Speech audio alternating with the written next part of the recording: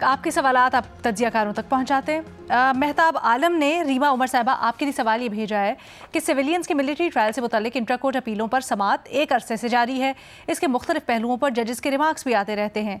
इस केस को आप कहाँ जाते देखती हैं?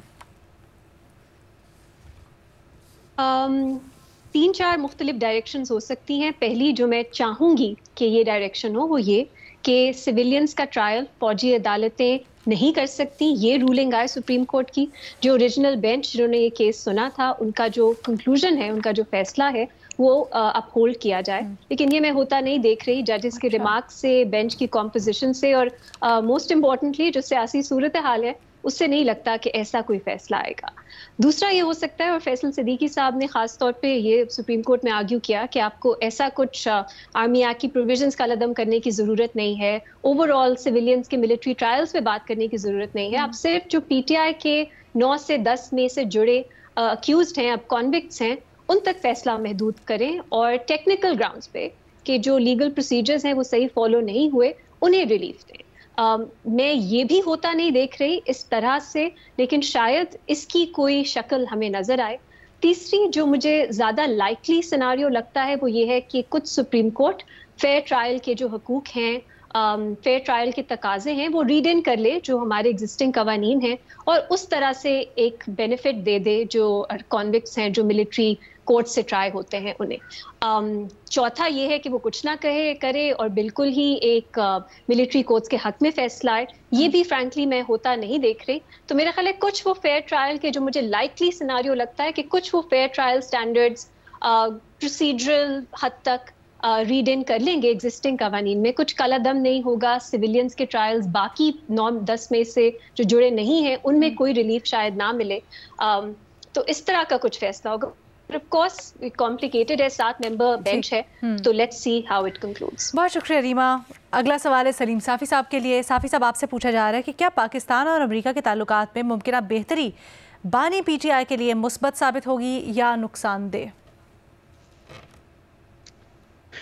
नहीं, मेरे ख्याल में पाकिस्तान और अमेरिका के ताल्लुकात में पहले तो बेहतरी कोई नहीं आई है, ना कोई ख़राबी आई है ताज़ा दिनों में और ना कोई बेहतरी आई है। और सिर्फ एक शुक्रिया पे वो ये करार देना कि इससे पाकिस्तान और अमेरिका के ताल्लुकात बहुत बेहतर हुए हैं, तो ये ख्याल ही गलत है।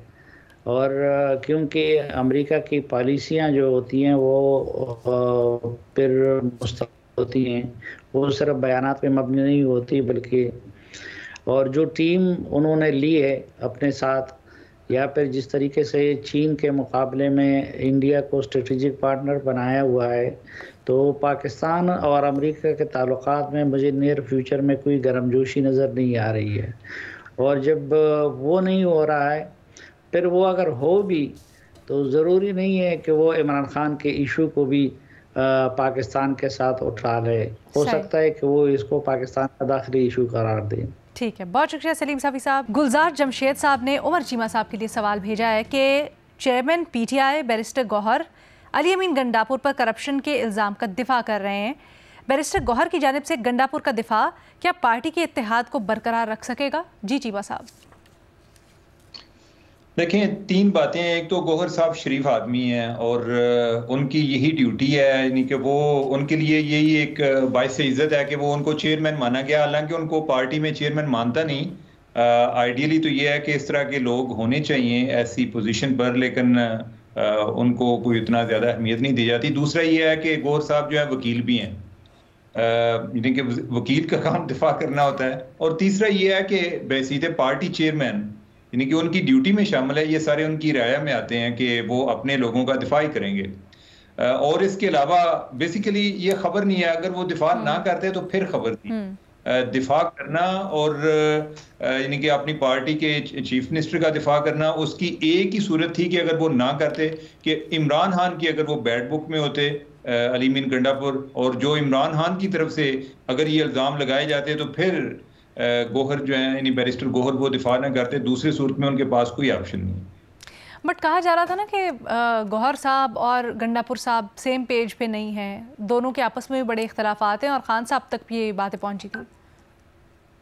देखिए बहुत सारी चीजें हैं कि जो उनकी अपनी डिस्कशन में आती होंगी, हो सकता है वो खान साहब को शिकायतें भी लगाते होंगे, लेकिन कोई बात पब्लिकली जाकर करना या किसी पर पब्लिकली जाकर इल्जाम लगाना, उसके लिए एक ओवरऑल जब तक पार्टी पॉलिसी चेंज ना हो जाए उस टाइम तक गौहर साहब जो है वो ये तो नहीं कह सकते कि मैं अपनी जाती हैसियत में कह रहा हूँ। अगर चेयरमैन भी ये बात करेगा तो फिर वो एक मजाक बन जाएगा। बिल्कुल सही, बहुत शुक्रिया चीमा साहब। अगला सवाल भेजा गया है शहजाद इकबाल साहब आपके लिए। आमना कुरैशी आपसे पूछ रही हैं कि आईसीसी चैंपियंस ट्रॉफी में क्या भारत को एक जगह सारे मैचेस खेलने से दूसरी टीम्स के मुकाबले में गैर मामूली फ़ायदा हासिल है, और अगर ऐसा है तो ये बाकी टीम्स के साथ नाइंसाफ़ी नहीं है? एक तो you can't take anything from Indian team. बहुत बेहतरीन टीम है, टूर्नामेंट फेवरेट्स है, और ना सिर्फ इस टूर्नामेंट में बल्कि पिछले 2-3 आप इवेंट्स देखें आईसीसी इवेंट्स में, 2023 के वर्ल्ड कप में सारे मैचेस जीते, फाइनल में हार गए, 2024 का T20 वर्ल्ड कप जीत गए। तो टीम उनकी आउटस्टैंडिंग है। इनफैक्ट मुझे कोई शक नहीं है उनकी जो दूसरी सेकंड 11 होगी वो भी पाकिस्तान टीम को आराम से हरा सकती है, क्योंकि बहुत अच्छे प्लेयर्स उनके पास हैं।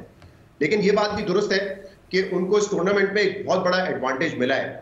जहां बाकी टीम्स जो है वो ट्रैवल कर रही हैं, कराची, लाहौर, रावलपिंडी, दुबई, वहां पे इंडियन टीम जो है वो पूरा 20 दिन वो सिर्फ दुबई में रहें। आपको अपने होटल का कमरा भी चेंज करने की जरूरत नहीं पड़ी, क्योंकि ऐसा भी नहीं है कि आप अबू धाबी खेलने जा रहे हैं। तो ये बड़ा कंफर्ट होता है, क्योंकि जब आप एक मैच खेलते हैं टीम थकी हुई होती है, अगले दिन ट्रैवल करना, और ट्रैवल सिर्फ 1.5-2 घंटे की फ्लाइट का नहीं होता, अनपैक करना, फिर ट्रैवल करना टू दी एयरपोर्ट, फिर फ्लाइट लेना, फिर एयरपोर्ट से वापस होटल जाना, अनपैक करना, ये पूरा आपको एक दिन कंज्यूम कर देता है। तो जाहिर सी बात है कोई भी स्पोर्ट्समैन जिसको एक दिन एक्स्ट्रा मिल जाएगा रिलैक्स करने के लिए या प्रिपेयर करने के लिए, तो वो उसको दोनों हाथों से वसूल करने की कोशिश करेगा।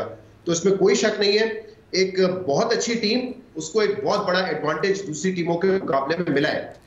लेकिन ये नाइंसाफी दूसरी टीमों के साथ इसलिए है क्योंकि और कोई चॉइस नहीं थी। इंडिया ने पाकिस्तान आने से मना कर दिया, और इंडिया के बगैर ये टूर्नामेंट हो नहीं सकता था। तो मेरे ख्याल से इसके अलावा और कोई ऑप्शन नहीं था। दूसरी एक चीज, मैं बहुत सारे जो बड़े लेजेंड्स हैं, सुनील गावस्कर जैसे लोग, वो पता नहीं इस पे क्यों इतने ज्यादा डिफेंसिव हो गए कि नहीं कोई बहुत बड़ा एडवांटेज नहीं है। मेरे ख्याल से उनको ये तस्लीम करने में उनका पेट्रियोटिज्म कम नहीं हो जाएगा या उनकी टीम बुरी नहीं हो जाएगी, ये एक्सेप्ट करने में कि एक उनकी टीम को बहुत बड़ा एडवांटेज मिला है। वो एक ही जैसे, अच्छा ना सिर्फ ट्रैवलिंग बल्कि एक ही जैसे विकेट्स पे खेल रहे हैं, क्योंकि पाकिस्तान में जो कंडीशन है वो डिफरेंट है। वो तमाम टीम से जो है दुबई में आके खेलते हैं, तो उनकी प्रैक्टिस उस ग्राउंड पे उन विकेट्स पे बहुत ज्यादा बेहतर हो चुकी है as compared to the other teams. और हमने देखा है दूसरी टीम वहां जाके एक मैच खेली है, उनको स्ट्रगल करना पड़ी है वहां पे यूज टू होने में। तो एक अच्छी टीम को एडवांटेज मिला है, इसमें मानने में कोई मेरे ख्याल से कबात नहीं होनी चाहिए, कोई ऐसी कोई। शहजाद, अगर हम इस पर्सपेक्टिव से भी देखें कि इंडिया पहले हम टूर्नामेंट्स में देख चुके हैं, फटीग एक बड़ा वैलिड इशू रहा है उन लोगों के लिए, इसको फैक्टर इन करना ही चाहिए, इसको किसी तरह से भी आउटलुक नहीं किया जा सकता। बट डू यू थिंक कि अब इस सब के बाद कहीं ना कहीं आईसीसी में बाकी जो टीम्स हैं, उनके बोर्ड्स हैं, इस चीज़ के ऊपर स्ट्रॉन्ग स्टांस लेंगे कि अगली दफ़ा इंडिया को इतना ज़्यादा अकोमोडेट या फिर उसको बहुत ज़्यादा जाके फैसिलिटेट करने के ऊपर कुछ सवाल उठे? नहीं, बिल्कुल नहीं करेंगे। कल स्टीव स्मिथ जब हारे, उनसे ये सवाल हुआ, उन्होंने कहा नहीं इंडिया ने हमसे बहुत बेहतर खेला। तो ऑब्वियसली बेहतर खेला इंडिया ने, लेकिन ये सारे जो दूसरे एस्पेक्ट्स इंपॉर्टेंट होते हैं मैच के लिए, वो उसका जिक्र कभी भी नहीं करेंगे। क्योंकि एक तो देखिए तमाम बोर्ड्स ने अग्री किया था, अगर कोई ऑब्जेक्शन था उनको टूर्नामेंट से पहले उठाना चाहिए था। हम सबको पता था ना कि इंडिया ने सारे मैचेस खेले। बट उस वक्त सूरत हाल इस तरह से थी कि किसी के सामने आया नहीं था। अब जब सिचुएशन सामने आ गई है तो अब जरा मामला मुख्तलिफ है ना। आई एम श्योर कहीं ना कहीं ड्रेसिंग रूम्स में बात होती होगी। देखिए इंडिया बिल्कुल पता था, इंडिया ने अपनी जो टीम, जो 15 रुकनी स्क्वाड था उनका, वो उन्होंने चुनाई उस बेसिस पे था, 5 स्पिनर लिए कि हमने खेलना है दुबई में जहां पे स्लो विकेट्स होती हैं। तो सबको पता था कि इंडिया एक प्लानिंग के साथ जा रहा है। सबको पता था इंडिया सेमी में पहुंचेगा तो दुबई में खेलेगा, फाइनल में पहुंचेगा तो भी दुबई में खेलेंगे। तो दूसरी टीम्स को पता था। बट क्योंकि दो चीजें, एक तो ये कि कोई ऑप्शन नहीं था, दूसरा इंडिया इतना बड़ा प्लेयर है इस पूरे गेम में, cricket they run the show. तो कोई भी बोर्ड जो है, कमेंटेटर्स आपको नजर आ जाएंगे, इंग्लिश कमेंटेटर्स इस बात पे तनकीद कर रहे हैं, लेकिन बोर्ड कोई ऑफिशियल पोजीशन ये नहीं लेंगे कभी भी आके कि देखिए इंडिया को इतना बड़ा एडवांटेज था और हमें डिसएडवांटेज था। वो उनके रुकावट नहीं बनेंगे कभी भी इसमें। शायद एक आध कमेंट आ जाए बट रुकावट नहीं बनेंगे कभी भी इसमें। ठीक है जी, बहुत शुक्रिया शहजाद इकबाल साहब। आप लोगों ने हमारे तज्जियाकारों के जवाबात सुने। इसी तरह से आपने YouTube पे जाना है, हमारी एपिसोड के नीचे आपने अपना जो भी सवाल है, कमेंट है, उसको दर्ज करना है और हम उसको अपने प्रोग्राम का हिस्सा बनाएंगे।